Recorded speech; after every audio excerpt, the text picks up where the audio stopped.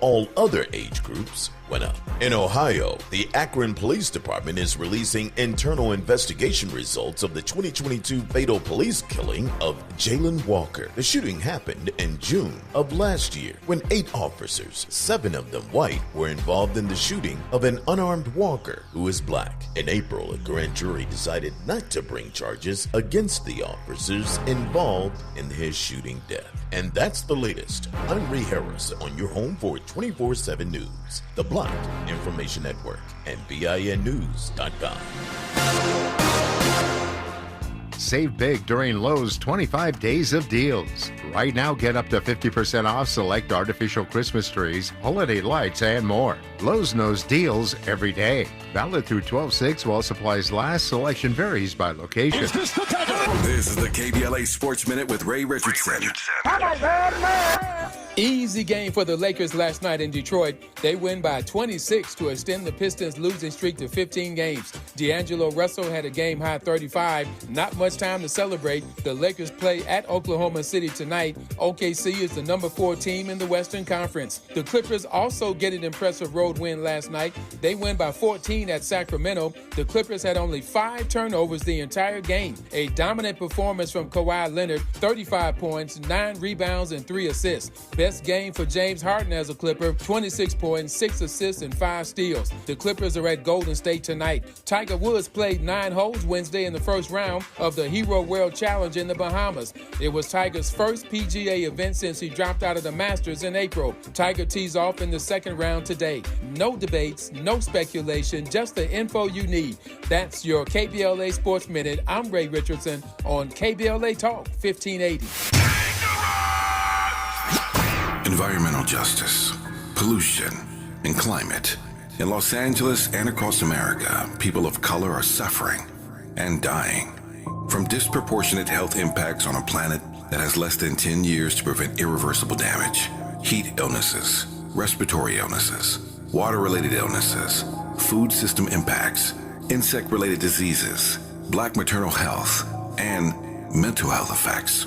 As the impacts of climate change mount, millions of vulnerable people, our people, are going to bear the brunt of these extreme environmental events, which will likely lead to forced displacement, loss of cultural identity, and other related risks. These realities are as real as rain.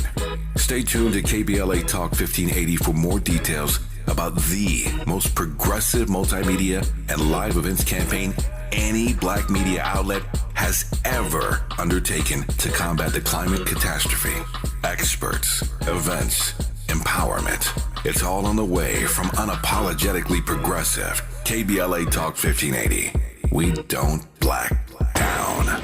We level up. Level up, level up, level up, level up, level up, level up, level up, level up, level up, level up, level up, level up. 1, 2, 3, go!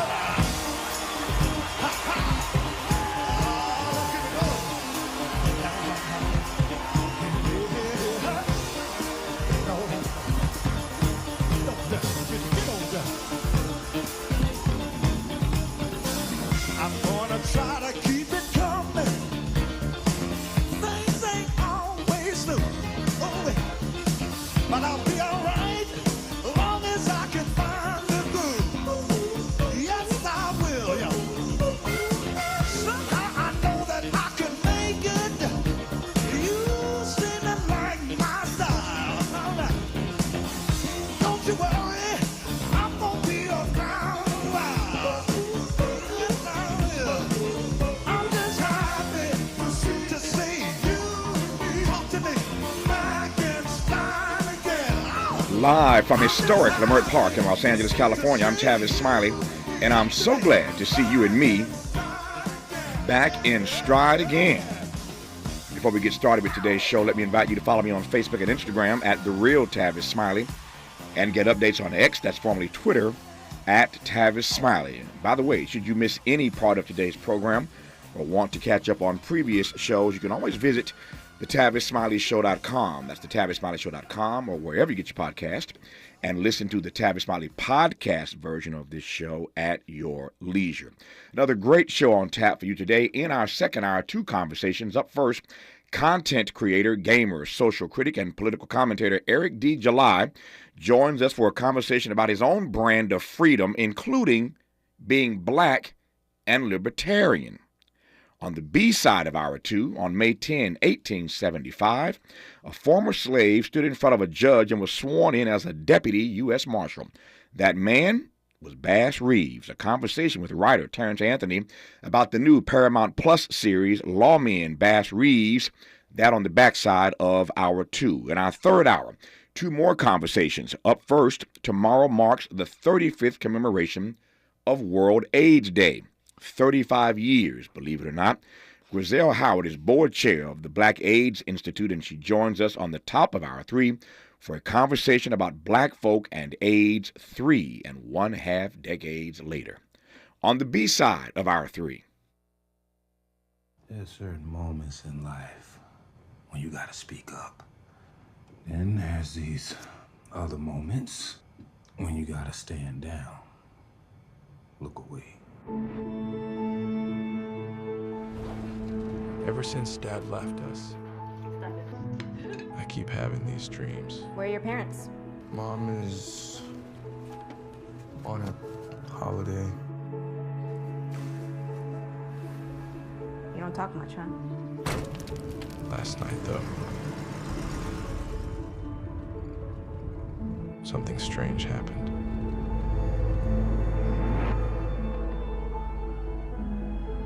That's when it occurred to me. No! Okay. That where our thought goes, the energy flows. Are he homeless? No, we have this. We have each other. So, we're kind of rich.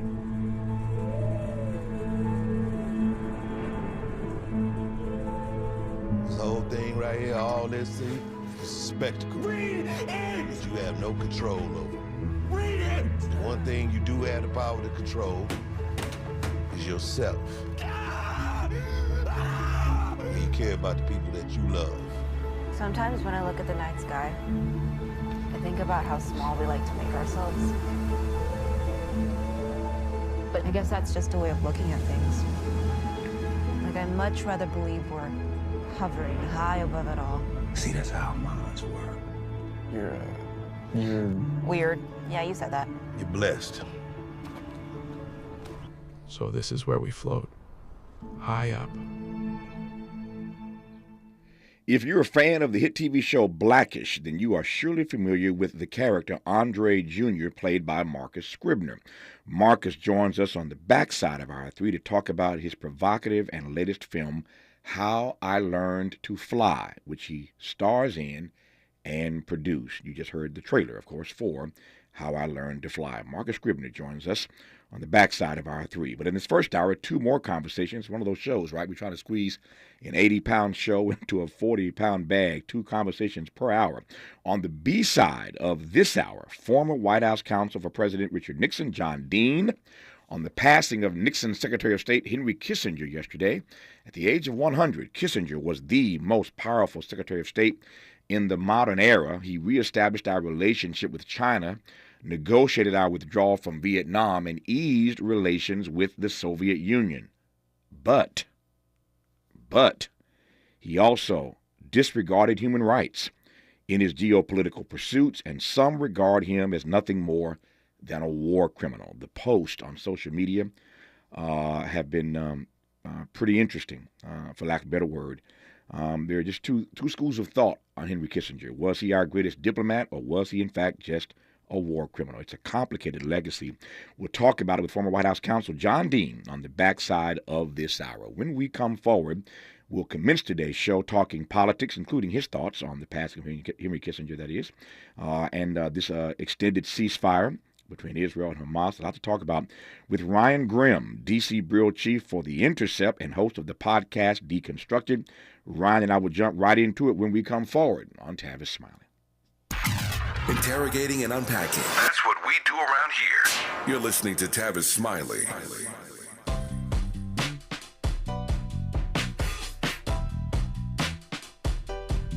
Escalade IQ. This the intro to the all-electric Cadillac perfected like Zoom. And on a full charge, you get 450 miles without the stop haiku. This is what I do. Daddy fat intellect since 92. Linked all the way back, panoramic roof. Come with 24-inch rim standard. Ooh, why? Shout it, don't kill him. Cadillac diamond in the back, cold chillin'. And when I'm on attack, on the track is no ceiling. Sky's the limit. You hear me? You hear me? Straight drop, no parachutes. Lay lines like a longitude and latitude. Dilly, beloved, clearly, we're hustling. Bussin', truckin'. Cadillac. For more on the Escalade IQ, visit Cadillac.com. Available late 2024. GM estimate 450 mile range on a full charge based on development testing and/or analytical projection consistent with SCHA 1634 revision 2017 MCT. Range subject to change prior to production. Annual rates may vary based on service factors, including ambience temperature, terrain, battery age, and condition loading, and how you use and maintain your vehicle. Ask any former youth in foster care what they missed most while growing up, and they will most likely answer, someone to show me unconditional love. Now, isn't that something we all wished we could experience? Here in Los Angeles, up to 40% of homeless youth on our streets identify as LGBTQ+. The most prevalent reason for homelessness among this population is the rejection they've experienced from their own families. The LA County Department of Children and Family Services and Raise a Child are searching for safe, nurturing, and affirming foster parents within our community willing to stand up and serve all children and youth in foster care, especially LGBTQ youth. Learn the many benefits to becoming a foster parent. Attend a free Raise a Child virtual or in-person informational event to learn more. RSVP now at raiseachild.org. That's raiseachild.org. And thank you. Do you have both Medi-Cal and Medicare? If so, the new LA Care plan called Medicare Plus can help you get the most out of your health plan for $0. LA Care provides personalized service to Angelinos like us. Plus, it gives us access to doctors and specialists across Los Angeles County. For zero cost, we get access to full benefits.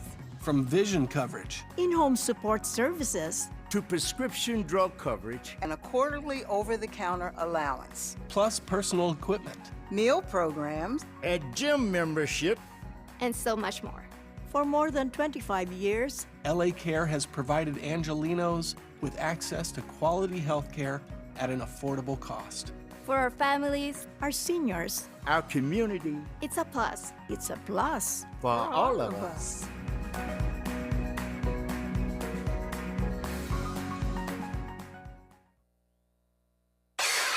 Who do you trust to get at the truth? Tavis Smiley. That's who. The conversation continues right now. All right, Ryan Grimm, let's get started and jump right in. There is some breaking news here, literally in that break. New York Appeals Court has reinstated the gag order against Donald Trump in this civil fraud trial. This is the trial in New York where he is accused of overinflating his net worth and the value of his company, et cetera, and the judge in that case has reinstated this gag order after members of the judge's staff received multiple phone calls, 20 to 30 calls per day to the cell phone of one of his law clerks. And so, Donald Trump continues to run his mouth, and people are being threatened as a result of that. And so this New York Appeals Court has reinstated the gag order against Trump. I know it's hard to keep these cases separate. This is the case in New York, as I said, the civil fraud trial. The judge in D.C., the Jack Smith case brought by the federal government about the Mar-a-Lago stuff. I can't even do it. Keep it straight. This the case in D.C. with Judge Tanya Chutkin. Yeah. Ryan's laughing at me. This is the case in D.C. with Judge Tanya Chutkin, the black judge. She has a gag order against Trump. In this case, brought by Jack Smith. About what happened on January the 6th. So it's hard to keep track of all this, but there are at least... I'm more laughing at Trump. Yeah. There are at least two of these cases now where they have gag orders in place, and none of this seems to stop Donald Trump. Your thoughts, Ryan Grimm?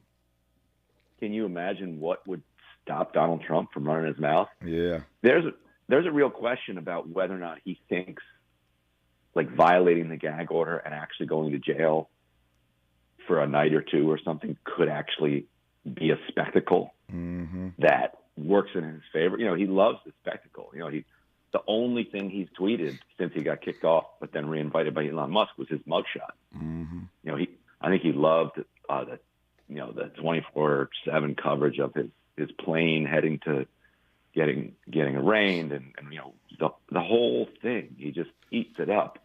So I wonder if he's going to abide by this, or do you think he's starting to get some real sense of fear and like mortality? Like, wait a minute, maybe the walls are actually closing in. One thing's for sure, Ryan, I think you and I agree on this. Whatever the answer to that question is, and I'm not sure I know, it's hard to get inside his head. One thing I do know is that he believes that his only way out essentially is winning this election. We agree on that, do we not? Yes, he clearly is. Like, the only way out is through. And the timing is wild because it's like a race against the clock. And I think, you know, Merrick Garland and all these others who like took so long to file these charges deserve a lot of blame for this coinciding with the election. It's ridiculous. Like, the crimes were committed in full view of the public, of the alleged crimes. You know, so if you're going to charge him, just charge him and do it, and have it done with by the time of the election. Because now he's got that judge down in Florida she seems content to just kick it. That's right. Keep kicking it. And our justice system doesn't move quickly, so you can gum it up. Let's speaking of gumming it up, let's Monday morning quarterback here for a moment. So imagine.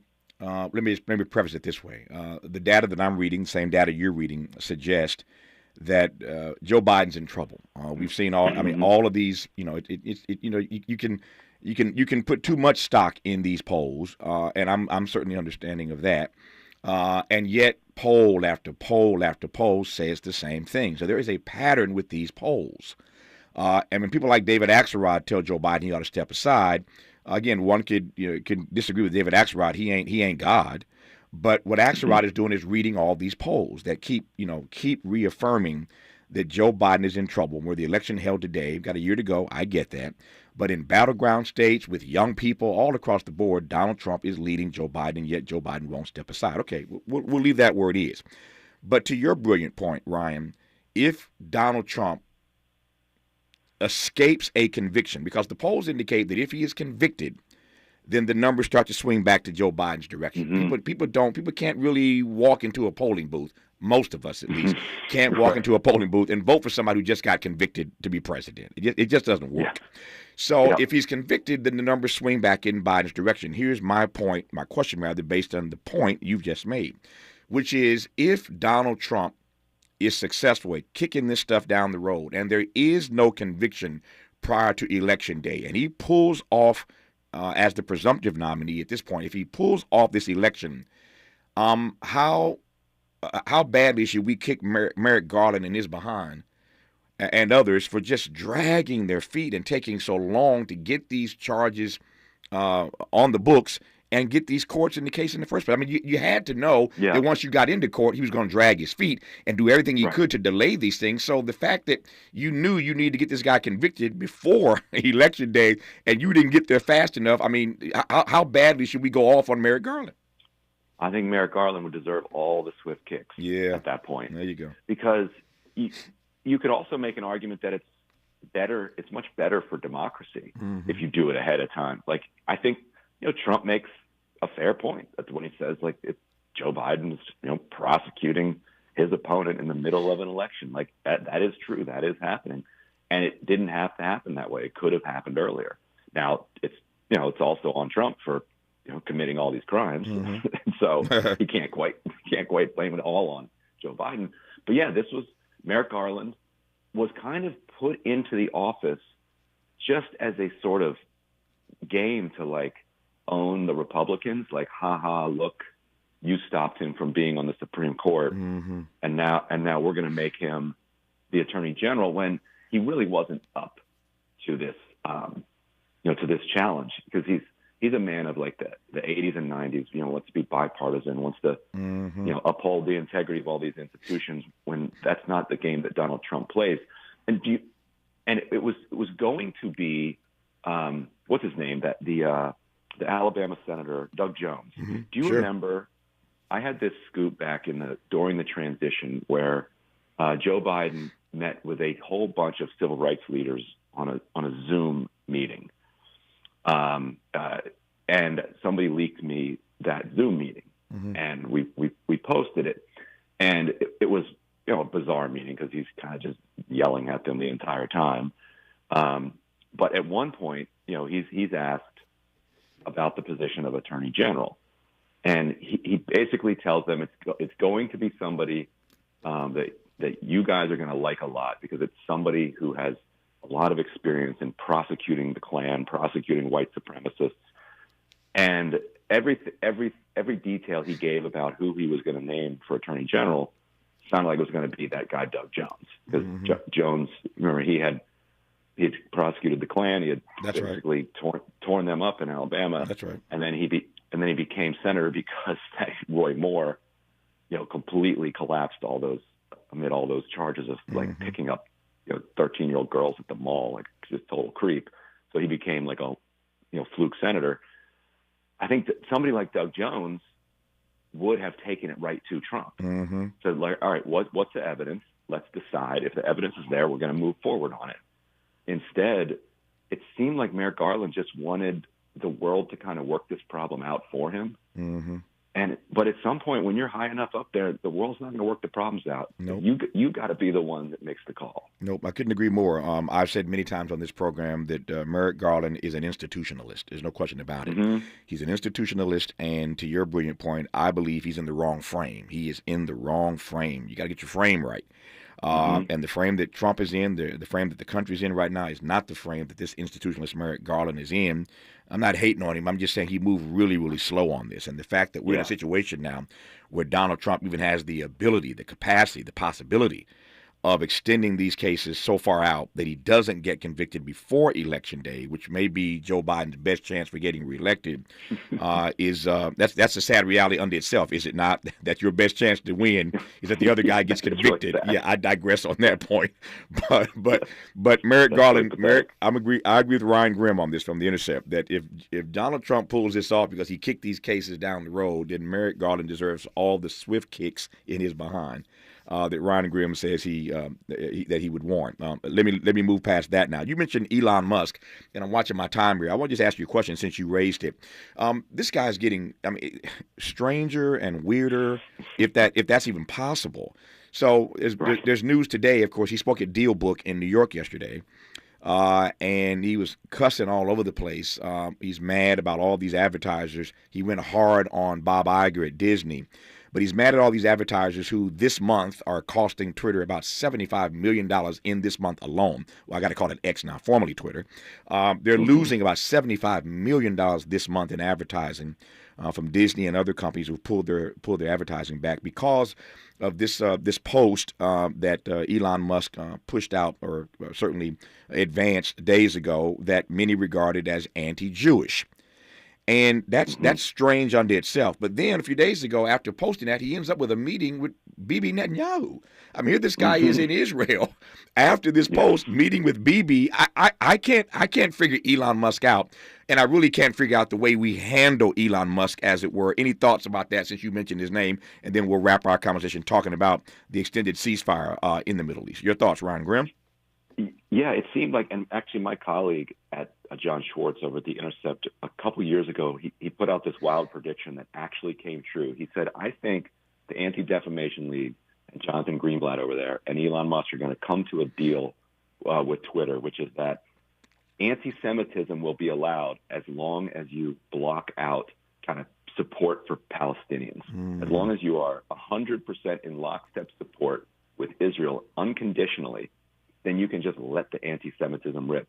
And after he posted that, like you said, advanced that like blatantly anti-Semitic trope about how, I don't even want to like repeat what he said.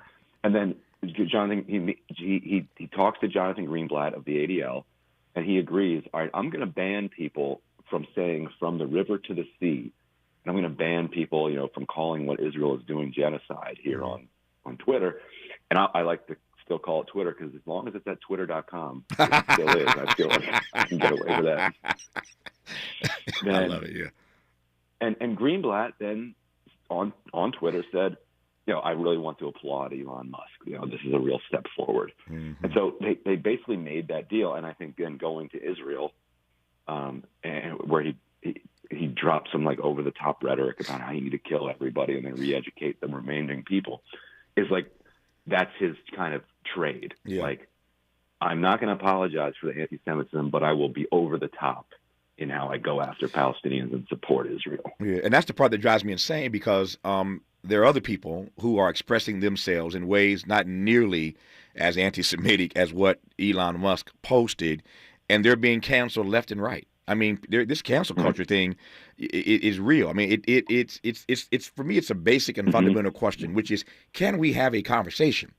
Can we have a conversation about Israeli policy without people being canceled for just raising significant and serious and probing questions? And I'm not sure that the jury is in on that as yet, whether we can have that civil dialogue. But here Elon Musk goes completely off, and while others are canceled for far less, he ends up with a meeting with the Prime Minister of Israel. I mean, I'm not naive. White guys can get away with anything. Sorry, Ryan. White guys can get away with anything. But it just annoys me to no end that he did that, and the reward for that was that Bibi granted him a meeting. I digress on that point. You've broken it down quite nicely. Yeah, go ahead.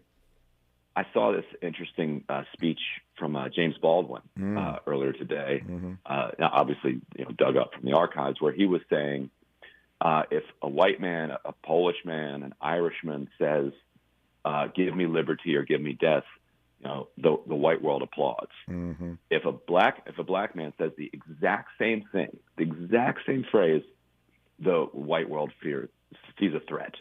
and you see the same thing with from the river to the sea. I had Ted Cruz on my show Counterpoints yesterday, and he was going off about how people who say from the river to the sea are genocidal and they want to exterminate, all the Jewish people inside Israel. And I pointed out that, the Likud platform, which is Benjamin Netanyahu's party platform, says from the river to the sea, there will only be Israeli sovereignty. And I asked them, does that mean that they are genocidal toward Palestinians?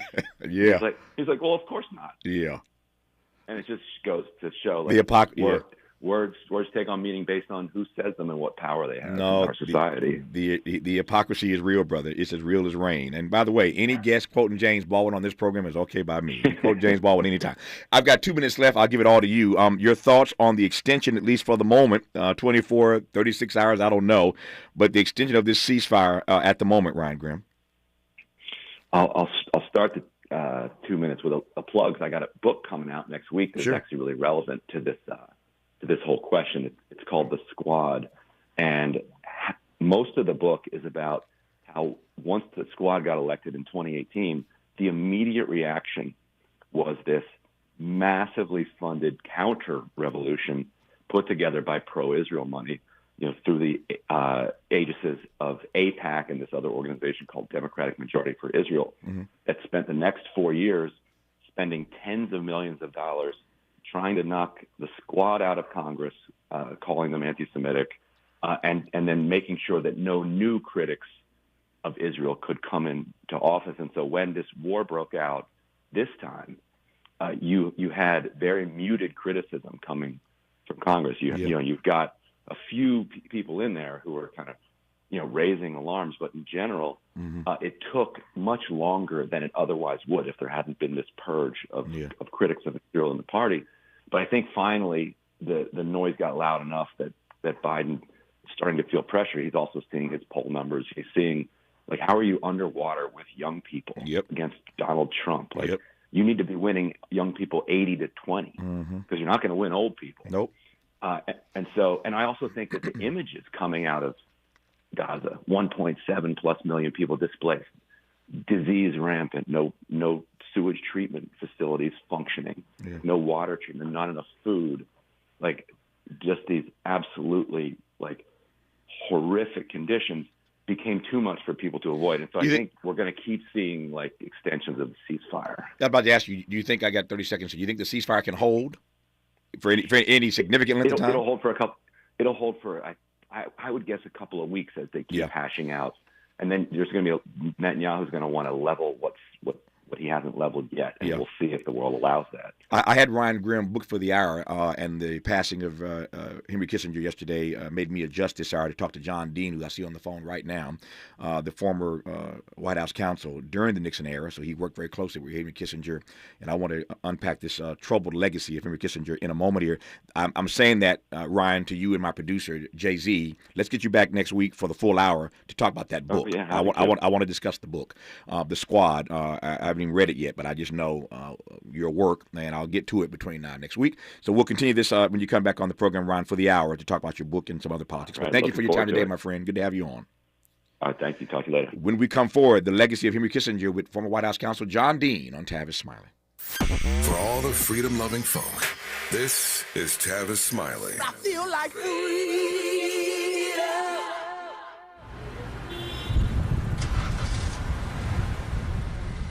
What's up, party people? It's your favorite MC's favorite rapper, MC Light here. And we're celebrating 50 years of hip-hop, authentically powered by Cadillac. And we're going to take it way back to where it started. It was only fitting that hip-hop began with teenagers at a back-to-school jam in the rec room of a South Bronx apartment complex by an 18-year-old brother. By the way, I'm also sure he had a Cadillac parked outside. He noticed the energy on the dance floor when he switched between two turntables, extending the beats, repeating the breaks, and never losing the rhythms. And that was the birth of hip-hop. And from that moment, it took off. For more on how Cadillac is celebrating hip-hop's 50th, visit Cadillac.com/audacity. I'm Ree Harris, and here's the latest from the Black Information Network. We take you down to the Lone Star State now, where Houston, Texas, is apparently one of the most sinful cities in America. Personal finance website WalletHub compared over 180 cities across 40 key indicators of vices and illicit behavior. Houston ranked second out of 180 cities. The only city that's more sinful than Houston is Las Vegas, Nevada. Adults will have another chance to relive their childhood at McDonald's starting next month. The fast food chain is bringing back the popular adult Happy Meals. Chicken McNuggets or a Big Mac, French fries, and a drink will be available with the special McNugget Buddy Collection. And that's the latest. I'm Ree Harris on your home for 24/7 News, the Black Information Network, and BINnews.com. Save big during Lowe's 25 days of deals. Right now, get up to 50% off select artificial Christmas trees, holiday lights, and more. Lowe's knows deals every day. Valid through 12/6 while supplies last. Selection varies by location. This is the KBLA Sports Minute with Ray Richardson.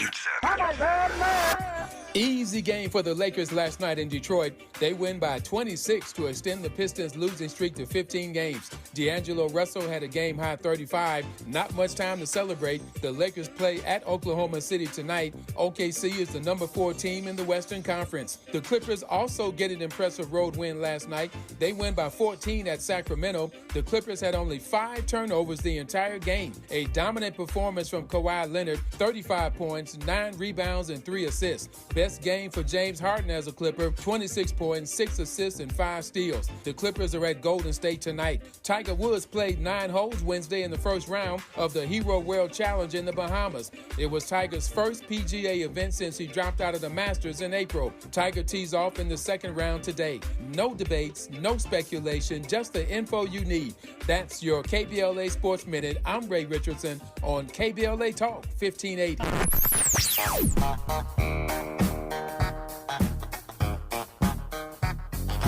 This is KBLA Talk 1580. Talk radio that's music to your ears. We're unapologetically progressive. KBLA Talk 1580. Hey, son, how are you feeling? I'm fine, Pops. What's on your mind? I can't explain it.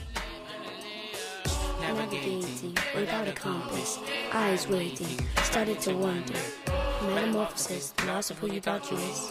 When your kid can't find the language, help them find the lyrics. Listen to the Sound It Out album and get tips and tools to start a conversation at sounditouttogether.org. Brought to you by Ad Council and Pivotal Ventures. We've got a lot to talk about. Hi, I'm Ray Richardson, your sports connection here at KBLA Talk 1580. Join me and my co-host Neil Scarborough every Saturday night at 7 for Out of Bounds, the show that brings some flavor to the world of sports for 60 minutes. We take you beyond the scores and press conferences. We give you our point of view, the way black folks see what's going down. You can join the conversation and give us your analysis at 1-800-920-1580. Out of Bounds every Saturday night at 7 on KBLA Talk 1580. We've got a lot to talk about. Unapologetically progressive. KBLA Talk 1580. We've got your black. You like the style, though? Hey, Dad, how do airplanes fly? What's in this box? Is this tree good for climbing? How are babies made? What does this thing do? Kids are curious about everything, including guns. Talking to them about gun safety in your home is a good first step, but you can do more. Always keep your guns locked, unloaded, and stored separately from ammunition. Safe gun storage saves lives. Learn how to make your home safer at endfamilyfire.org. That's endfamilyfire.org. Brought to you by End Family Fire, Brady, and the Ad Council. KBLA Talk 1580 is the exclusive media sponsor of This Light of Ours, activist photographers of the Civil Rights Movement. A dynamic new exhibition on view now at the Skirball Cultural Center in Los Angeles. This Light of Ours showcases more than 150 photos taken by movement insiders from diverse backgrounds that reveal the vital work undertaken by a broad coalition of organizers and everyday people whose collective action changed America.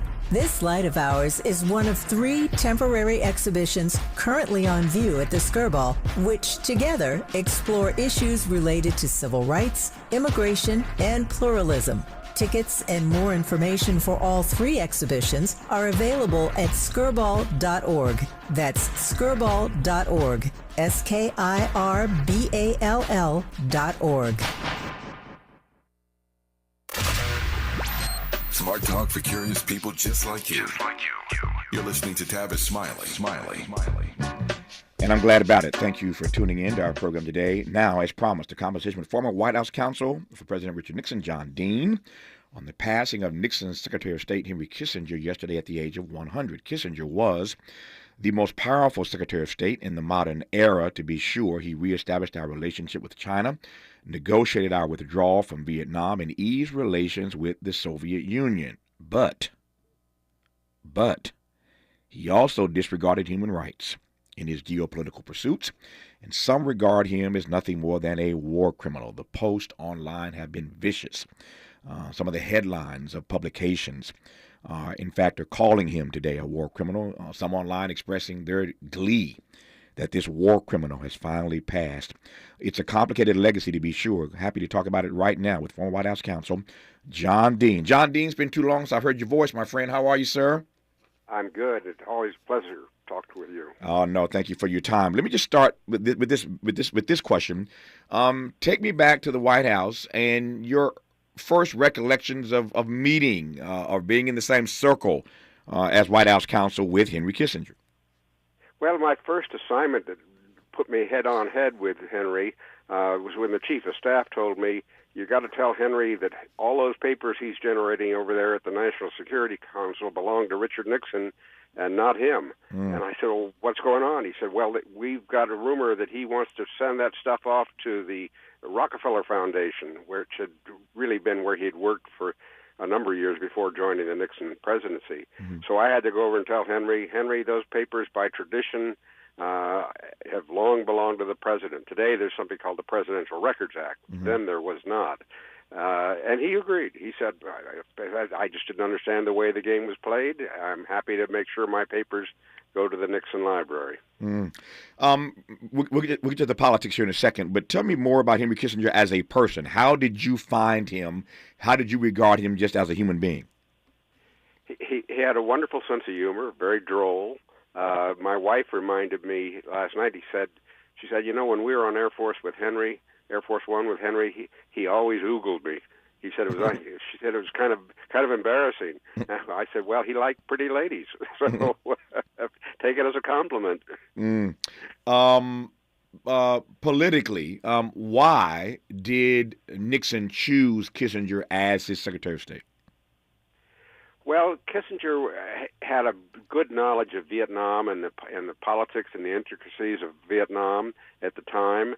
That was the issue of the '68 campaign and how to deal with it. Johnson was slowly withdrawing and reducing the bombing.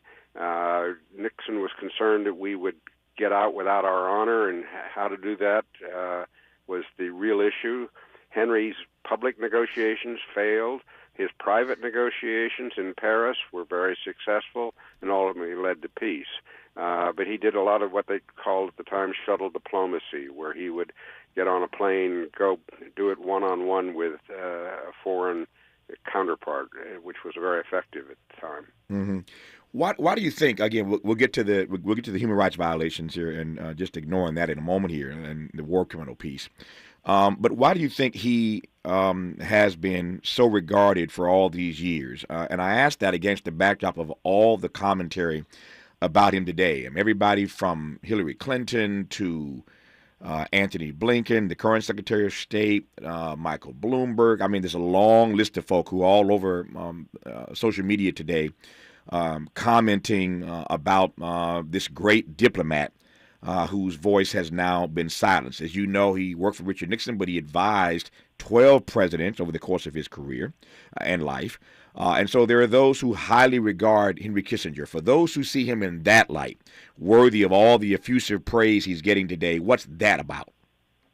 Henry was at base an academic. He had studied history. He had plowed through countless primary and secondary sources to understand our history. So he was extremely knowledgeable, and he was a student of human nature, and he didn't have a high regard for how humans would resolve issues, so that they would always find the best solution.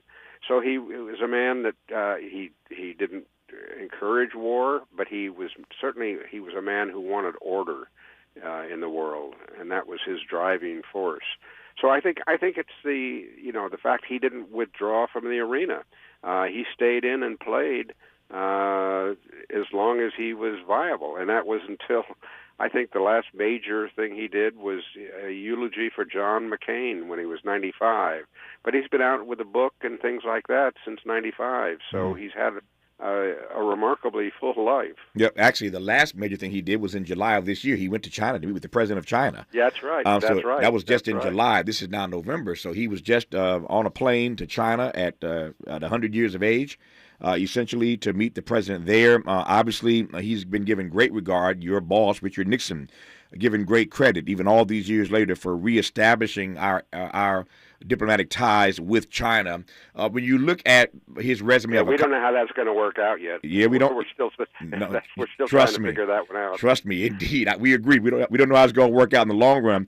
But you can't talk about Kissinger or Nixon without China coming up. Richard Nixon given great credit. Kissinger at the epicenter of reestablishing our diplomatic ties, that is, with China. How is that the crown jewel, or one of the crown jewels in Kissinger's crown, if I can put it that way? I think you actually go back before he joined the Nixon presidency to his policy on nuclear weapons and foreign policy, where he really wrote some ground rules that intellectuals thought were sound and wise. And we obviously have not had a nuclear war. It's always been hanging over all foreign policy, and that was his grounding, was avoiding a nuclear confrontation and controlling nuclear weapons.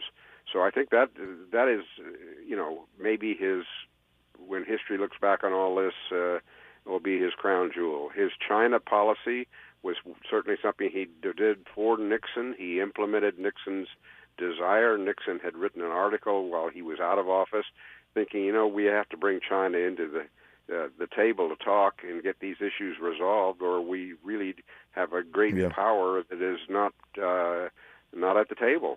So that was, and Henry did a hell of a job. Yeah. So I think that it's still too soon to tell. He's had his finger in on a lot of issues. Yep.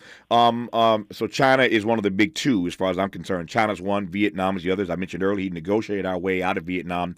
Vietnam was just a hot mess, and I remind the audience all the time that Dr. King was right.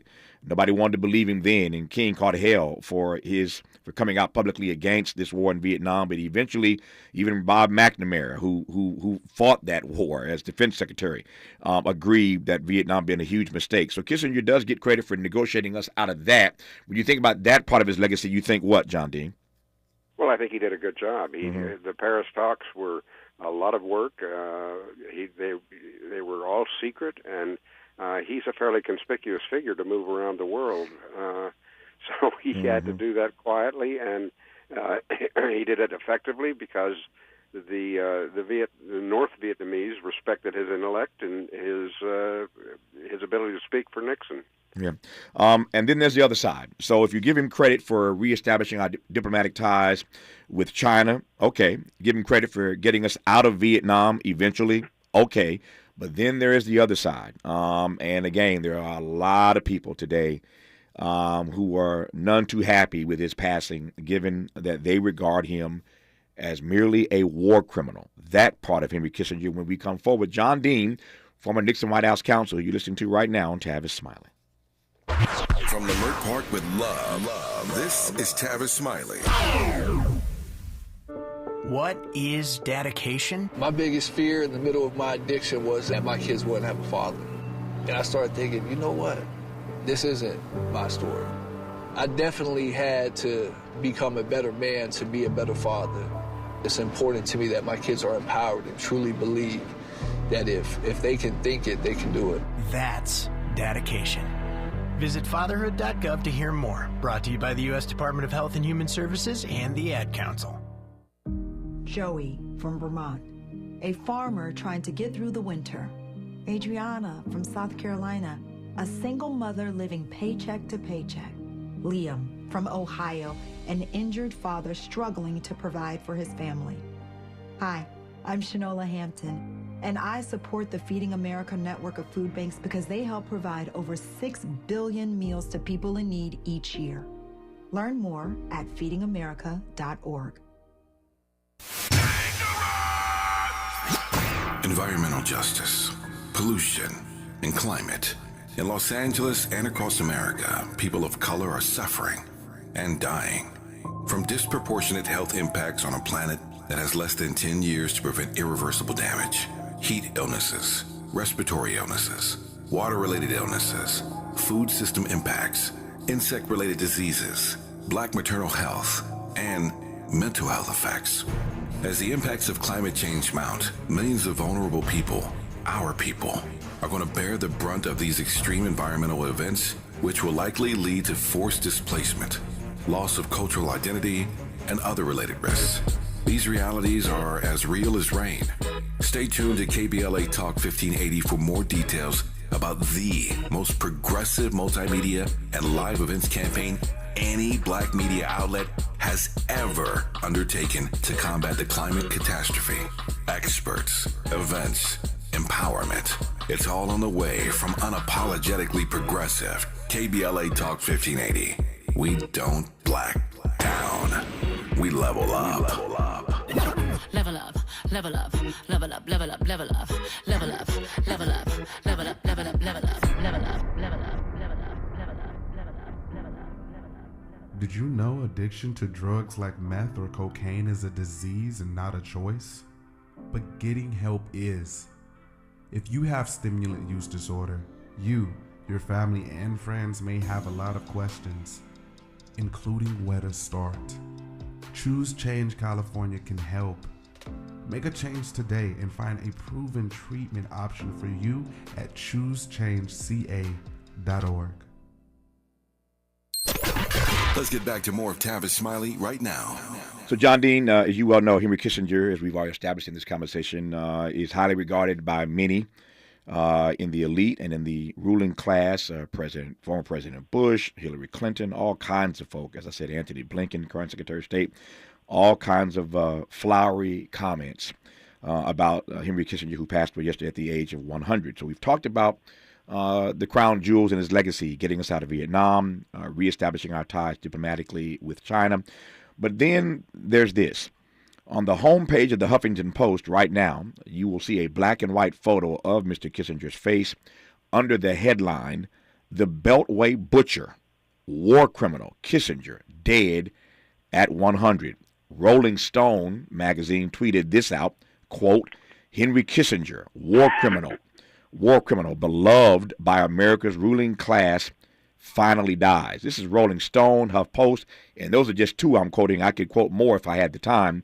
But there are folk who are looking at this other part of his legacy, approving essentially a dropping of a bomb in Cambodia that killed 50,000 people.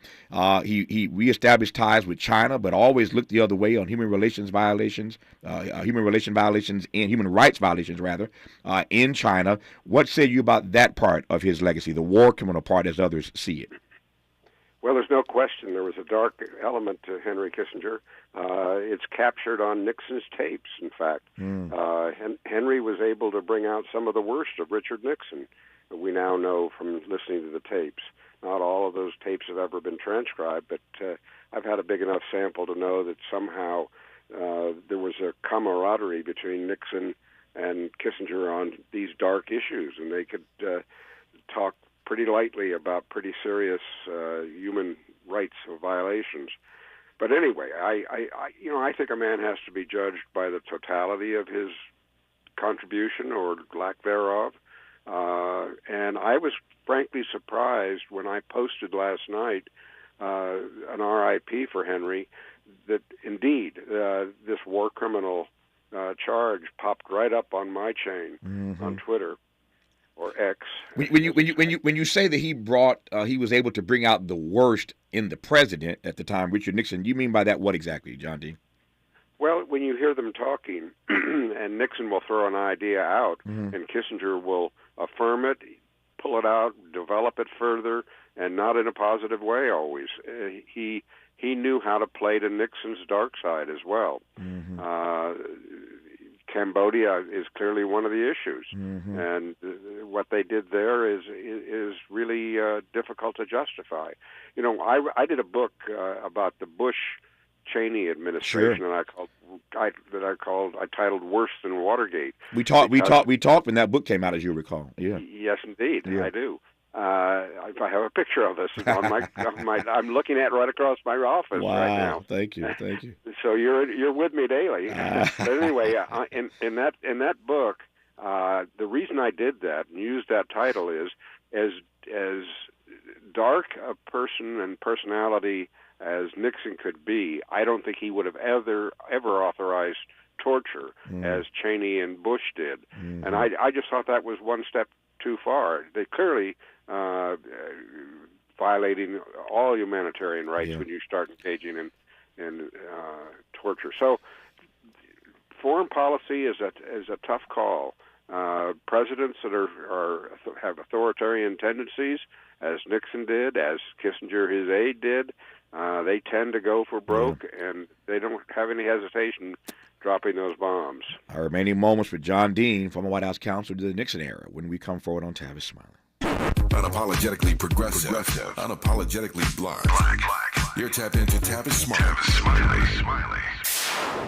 If you're like me, 60 and retired, making ends meet, especially here at the supermarket and drugstore, is tough. I'm so blessed to have found benefitscheckup.org. It's a free and confidential website from the National Council on Aging that connected me to $1,200 a year in programs that help pay for food, medicine, utilities, and more. Maybe it can help you. benefitscheckup.org.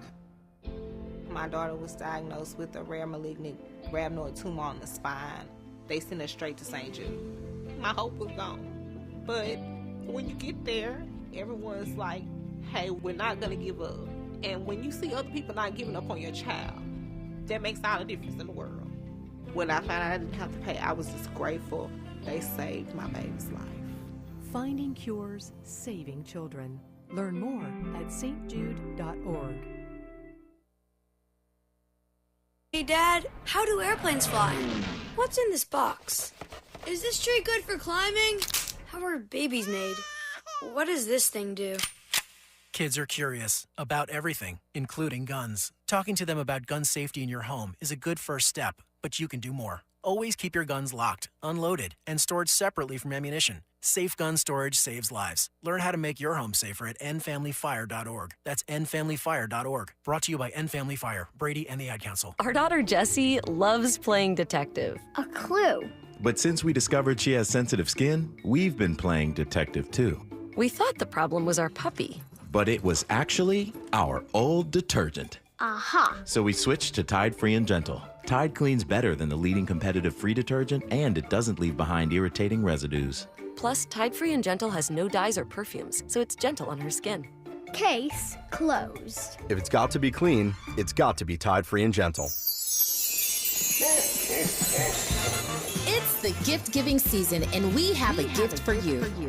Visit us online at KBLA.store for holiday savings of 20% off all of our KBLA swag. For the best in merch, gift ideas, books, media, and more, log on to KBLA.store right now. And be sure to check out our KBLA team favorites at KBLA.store today. That's KBLA.store for all our official merch on your favorite talk radio station, KBLA Talk 1580, at 20% off, but only during the holiday season. Happy holidays. Ho, ho, ho! Merry Christmas! He's rooting for everybody black. Everybody black. More of Tavis Smiley coming your way right now. Right now. John D, I got about 4 minutes left, and you said something a moment ago that I want to just kind of interrogate for a second and give you a final word on. You mentioned George Bush and the book that you wrote about Bush and Cheney and how they approved torture, something you said that Nixon, even at his worst, would never have done. And I remember that conversation vividly when you and I sat for that on my television show. And here you raise Bush's name again. And it's abundantly clear that the longer Bush stays out of office, the more fondly we think of him. You look at his poll numbers now. When he left the White House, he left the White House with like 21%. There are few presidents in history who left the White House with approval ratings as low as George W. Bush. He leaves, he stays quiet, he starts painting, he does his painting thing, and then, of course, Donald Trump shows up years later, so now you got somebody worse than him to compare him to. And you look at George Bush's poll numbers now, and his poll numbers now are in the 60s. In terms of favorability, that number has climbed exponentially since he left the White House. Again, part of that, I think, is because Donald Trump was so much worse, perhaps, than George Bush was, in a lot of ways at least, torture notwithstanding. And so these public figures do have complicated legacies, no question about it. I put it this way, when I talk about everyday people like you and me, some of us is not the sum of us. The S-O-M-E of us is not the S-U-M of us. I get that. And yet, when these images soften over time, like Kissinger's, we lose sight of the damage done, the lives lost, 50,000 in Cambodia and beyond, others in China. And I'm not sure how to process all that. I don't know what your commentary is about that, but I want to just get your take on that. Well, it is complex, and I think you're right. We've got to look at both sides of it. We can't ignore the negative. There's no question that Donald Trump's presidency has changed the way we look at past presidents. He's taken it to a new low. He was totally incompetent to handle the job, and now he wants the job back. Currently with 91 indictment counts felony indictment counts hanging over his head. So, history rolls out in its own unique way, and it's changing all the time. As far as George Bush, he's the kind of guy who everybody thinks, well, he'd be kind of fun to have a beer with. So they give him a favorable rating. And I suspect he would. He's got a interesting manner, and I don't think he drinks anymore, though. So yeah.